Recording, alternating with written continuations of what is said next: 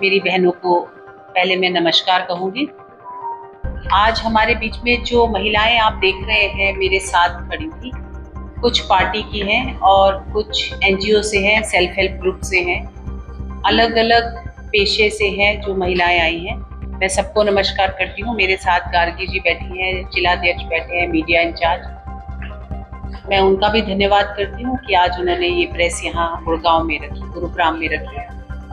आज हम नारी शक्ति वंदन अधिनियम पे बात करने जा रहे हैं, जो 2023 सितंबर में पास हो गया था।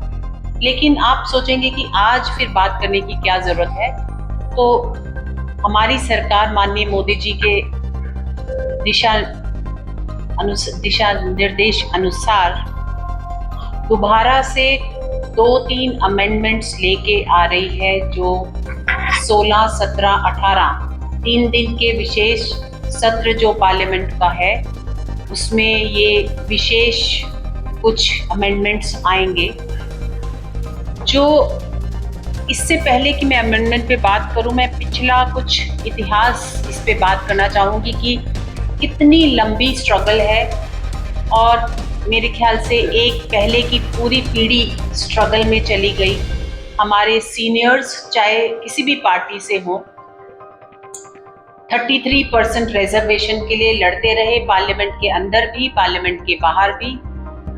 और लगातार इस लड़ाई जो 71 में ये शुरू हुई थी, वो आज 23 में माननीय मोदी जी ने पूरी की। लेकिन उसमें कुछ अमेंडमेंट लाकर जो पहले 2029 के बाद वाले, यानी 34 में हमारे को ये रिजर्वेशन मिलती, आज माननीय मोदी जी ने और सरकार ने ये सोचा कि इतनी देरी क्यों, पहले ही काफ़ी देरी हो चुकी है।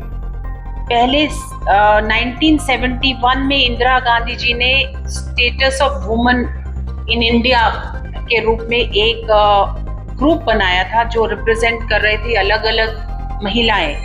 उसके बाद और ये इंटरनेशनल विमेंस डे 75 तक ये इस ग्रुप ने काम किया कि रिजर्वेशन मिले। लेकिन इसमें भी आगे कुछ बात नहीं हुई। 87 में फिर ये चर्चा दोबारा शुरू हुई और उस समय राजीव गांधी जी थे प्रधानमंत्री। उसमें भी एक कमेटी बनाई गई 14 मेंबर्स की, जिन्होंने इस पे कुछ बात करी। 89 में फिर से चर्चा हुई, लेकिन काफ़ी लीडर्स इसमें नहीं मानते थे, स्पेशली रीजनल पार्टीज के लीडर नहीं मानते थे। तो उसमें पहले ये कहा गया कि रिजर्वेशन जो है ग्राउंड लेवल पे लोकल बॉडीज में होना चाहिए।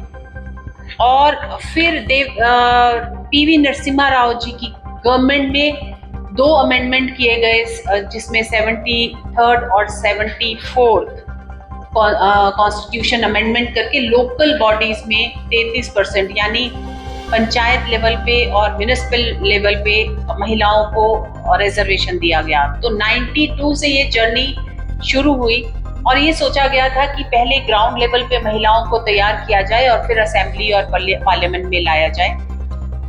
मैं ये भी कहना चाहूंगी, कॉन्स्टिट्यूशन हमारा जब बना था तो बराबरी का हक था सबको, और बराबरी के हक के बाद भी महिलाएं केवल 3% से शुरू हुई थी पार्लियामेंट में।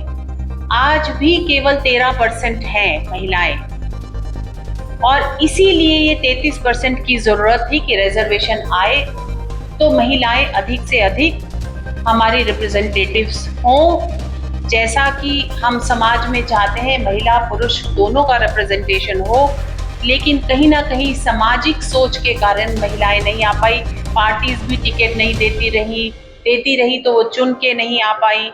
और हमारी भारतीय जनता पार्टी ने इसमें एक एग्जाम्पल पेश किया कि अधिक से अधिक महिलाएं आए। धीरे धीरे जैसे 2014 में विमेन कैंडिडेट 668 थी, जो कि 8.10% थी, और 24 में अभी तक ये 9.50 ही हो पाई। तो आप सोच सकते हैं कि कितना जरूरत है रिजर्वेशन की आज भी। भारतीय जनता पार्टी ने 14 में 31 सीटें जो थी 38 सीट्स दी थी, उसमें से 31 चुन के आई थी।